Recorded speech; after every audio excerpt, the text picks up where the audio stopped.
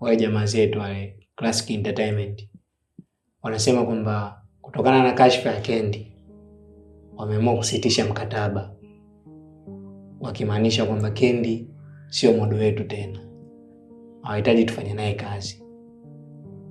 Na zaidi ni kwamba tuna siku 2 tu tunatakiwa tumpate model mwingine.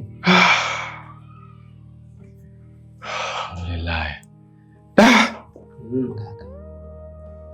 Siamini macho yangu. Unajua, mwanzo nilikwambia mimi kitu, ndugu yangu, Mungu akipanga ufanikiwe hakuna mtu yoyote yule ambaye anaweza kupinga. Umeamini sasa maneno yangu? Shout out bro. Balaa bro. Ndio hivyo. Kwa hiyo tuna siku 2 tunatakiwa tumpate model mwingine. Lakini mimi na wazo. Leta wazo, weka mezani wazo. Tumtumie yule Aziza yule. Aziza? Vipi chizi yao?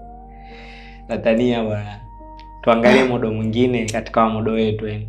Umenichanganya unajua. Yaani tunatoa bomu tunaingiza bomu wa machozi kabisa utuue. Sio poa.